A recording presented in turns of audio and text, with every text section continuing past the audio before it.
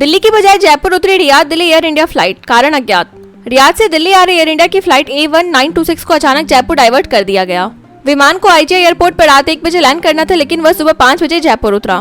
Diversion की वजह सामने नहीं आई है। हाल ही में एयर इंडिया की उड़ानों में लगातार तकनीकी दिक्कतें और इमरजेंसी लैंडिंग के मामले सामने आ रहे हैं। 26/11 हमले के मास्टरमाइंड तहव्वुर राना का खुलासा, पाक सेना का नाम लिया।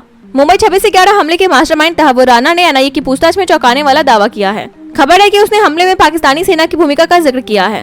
राना को हाल ही में अमेरिका से भारत प्रत्यर्पित किया गया था। हालांकि इस दावे पर अभी कोई आधिकारिक पुष्टि नहीं हुई है। सरकारी बंगले विवाद पर बोले पूर्व CGI चंद्रचूड़, हमारा सामान पैक है, जल्द करेंगे खाली। सरकारी बंगला खाली न करने के विवाद पर पूर्व चीफ जस्टिस DY चंद्रचूड़ ने प्रतिक्रिया दी है। उन्होंने कहा कि उनका सारा सामान पैक हो चुका है और वे जल्द ही बंगला खाली कर देंगे। चंद्रचूड़ ने स्पष्ट किया कि वे 1 से 2 सप्ताह या अधिकतम 10 दिन में आवास छोड़ देंगे। सुप्रीम कोर्ट ने इस मुद्दे पर केंद्र को पत्र लिखकर नाराजगी जताई थी। ऑपरेशन सिंदूर के बाद चीन ने राफेल को बदनाम करने की रची साजिश, फ्रांसीसी रिपोर्ट। फ्रांसीसी सेना और खुफिया एजेंसियों के हवाले से खबर है कि ऑपरेशन सिंदूर के बाद चीन ने राफेल फाइटर जेट्स को खड़ा बताने की साजिश रची। AP रिपोर्ट के अनुसार चीन नहीं चाहता था कि दूसरे देश राफेल खरीदे, क्योंकि वह अपने फाइटर जेट्स बेचने की कोशिश कर रहा था। मई में हुए ऑपरेशन सिंदूर में भारत ने पाकिस्तान के खिलाफ राफेल का सफल इस्तेमाल किया था।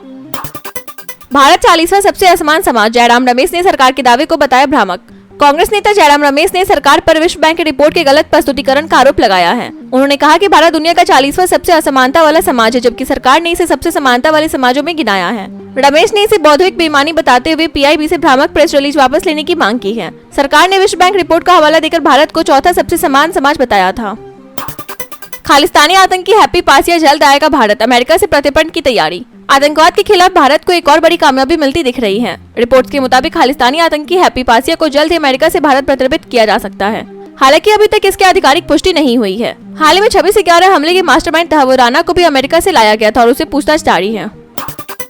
तीसरे विश्व युद्ध की आशंका जताई नितिन गडकरी ने। केंद्रीय मंत्री नितिन गडकरी ने वैश्विक हालात पर गहरी चिंता जताते हुए कहा कि महाशक्तियों की तानाशाही और निर्गुण रवैये के चलते दुनिया में प्रेम और सद्भाव खत्म होता जा रहा है। उन्होंने रूस, यूक्रेन और इजराइल ईरान युद्धों का उदाहरण देते हुए चेतावनी दी कि मौजूदा हालात तीसरे विश्व युद्ध को जन्म दे सकते हैं। मराठी भाषा विवाद पर बीजेपी सांसद निशिकांत दुबे का बयान, हिम्मत है तो उर्दू भाषियों से मराठी बुलवाओ। महाराष्ट्र में मराठी भाषा को लेकर बढ़ते विवाद के बीच बीजेपी सांसद निशिकांत दुबे ने तीखी प्रतिक्रिया दी है। उन्होंने हिंदी भाषियों को निशाना बनाने वालों को चुनौती देते हुए कहा कि अगर दम है तो उर्दू भाषियों से मराठी बुलवाकर दिखाएं। दुबे इससे पहले ठाकरे बंधुओं की तुलना दाऊद इब्राहिम और मसूद अजहर से भी कर चुके हैं। बयान से राजनीतिक हलचल तेज हो गई है। PM मोदी ने ब्रिक्स समिट में कहा पहलगाम हमला मानवता पर हमला था। ब्रिक्स सम्मेलन में प्रधानमंत्री नरेंद्र मोदी ने जम्मू कश्मीर के पहलगाम में हुए आतंकी हमले को केवल भारत ही नहीं पूरी मानवता पर हमला बताया। रियो डी जेनेरियो में आयोजित इस बैठक में मोदी ने आतंकवाद को वैश्विक चुनौती करार देते हुए कहा कि ऐसे मामलों में दोहरे मानदंडों की कोई जगह नहीं होनी चाहिए। पूर्व मंत्री आनंद सिंह का निधन, गोंडा में शोक की लहर। गोंडा से सांसद और विदेश राज्य मंत्री कीर्तिवर्धन सिंह के पिता व पूर्व कृषि मंत्री आनंद सिंह उर्फ अन्नू भैया का 88 वर्ष की उम्र में लखनऊ के एक अस्पताल में रविवार देर रात निधन हो गया। उनके निधन की खबर से क्षेत्र में शोक की लहर दौड़ गई। उनका पार्थिव शरीर दोपहर तक मनकापुर कोर्ट लाया जाएगा।